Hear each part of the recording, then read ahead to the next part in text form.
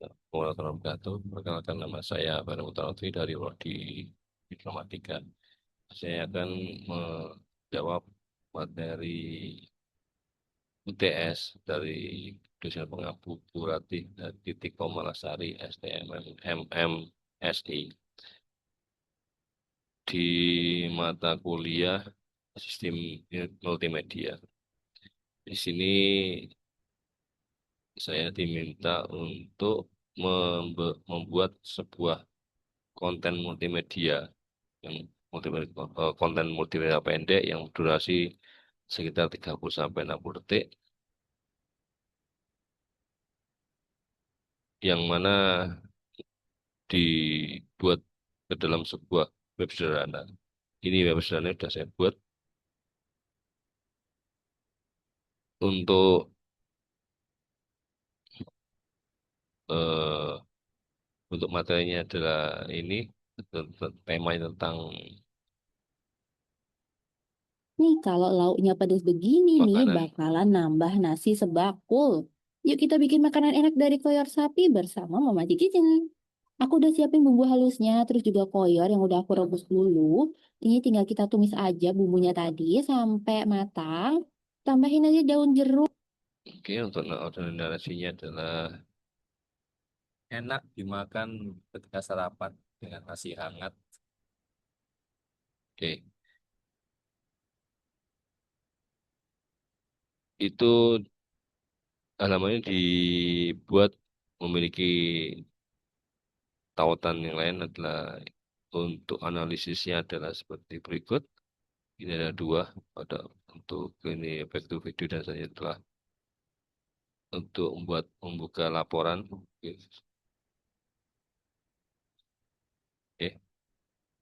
Untuk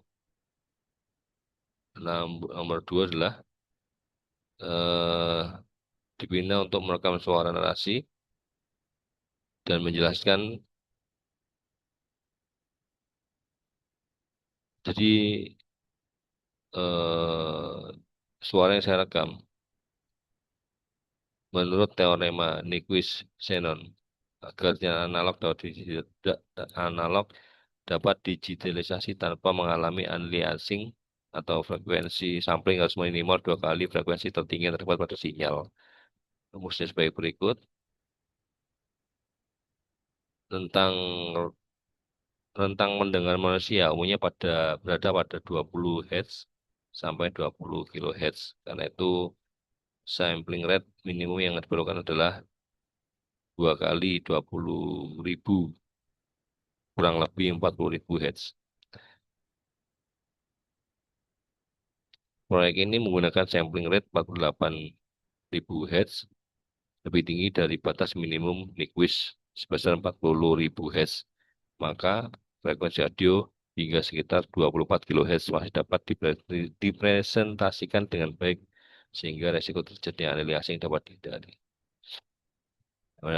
Berdasarkan analisis, sampling audio itu adalah sampling rate-nya adalah 48.000 Hz, channel stereo 2 channel, bitnya adalah 16 bit, dan durasinya adalah 5,1 detik. Yang tiga adalah representasi warna dan video. Proyek video diekspor menggunakan kode H.264 MPEG 4AVC dengan pixel format UV420p. Berdasarkan karakteristik kodek tersebut, video menggunakan representasi warna true color dan bukan sistem palet warna. True color mampu mempresentasikan jutaan warna sehingga menghasilkan kualitas visual yang lebih baik dibandingkan format berbasis palet. Pixel format YV420p menunjukkan bahwa video menggunakan chroma subsampling 420 pada metode seluruh informasi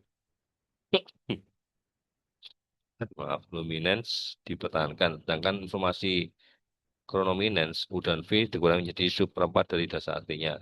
Teknik ini memanfaatkan karakteristik penglihatan manusia yang lebih sensitif terhadap perubahan kecerahan dibandingkan perubahan warna. Penggunaan chroma subsampling H260 pada kode H264 memungkinkan ukuran file video menjadi lebih kecil tanpa mengurangi kualitas visual secara signifikan. Karena itu format ini banyak digunakan pada video digital, streaming, multimedia, dan platform multimedia, media sosial. Yang ke yang dia adalah instrumen kompres. Yang pertama adalah kompres lossless atau zip. Ukuran file adalah 3.076.758 bit. Setelah dikompres menjadi ukuran setelah zip 3.072.096 bit. Rasio kompresi adalah 0,9985 banding 1. Jadi penghematan ukuran adalah kurang lebih 0,15%. Hasil menunjukkan bahwa kompresi lossless memberikan pengurangan ukuran yang sangat kecil, sekitar 0,15%. Hal ini terjadi karena file MP4 dengan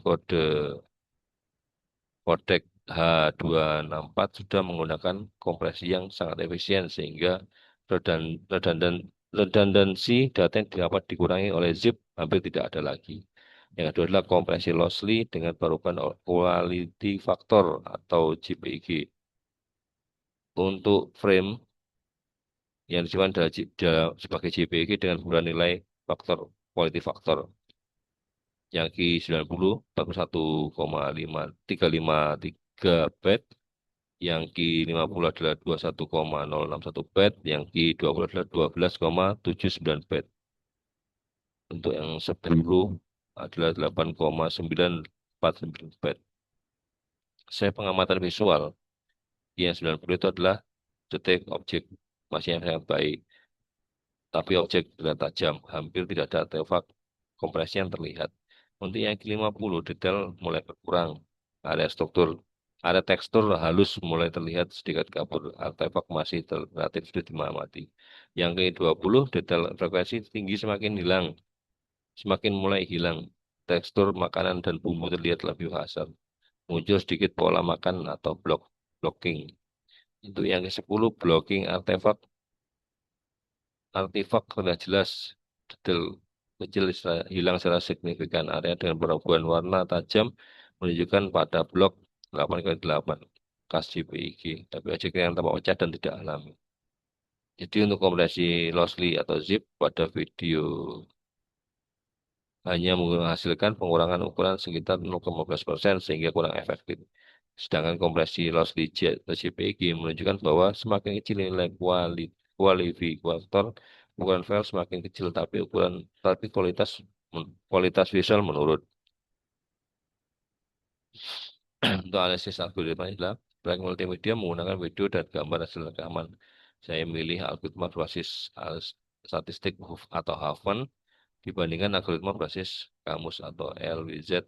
Hal ini karena video konten butuh memiliki banyak versi warna, tekstur, dan detail sehingga pola data yang berulang relatif sedikit. Algoritma statistik seperti Huffman lebih efektif mengompresi dan data semacam ini karena memanfaatkan frekuensi kemunculan simbol untuk menghasilkan kode yang lebih pendek dan bagi data yang muncul. Sebaliknya, algoritma berbasis kamus seperti LZW lebih cocok digunakan pada gambar yang banyak berpola ulang. Misalnya logo, ikon, diagram, animasi sederhana, atau gambar dengan jumlah warna terbatas seperti format GIF atau pada kondisi tersebut LZW dapat mencapai kompresi yang baik tanpa kehilangan kualitas. Oke, hanya itu yang dapat saya sampaikan. Kalau ada salah kata, saya mohon maaf ya sebesar-besarnya. Assalamualaikum warahmatullahi wabarakatuh.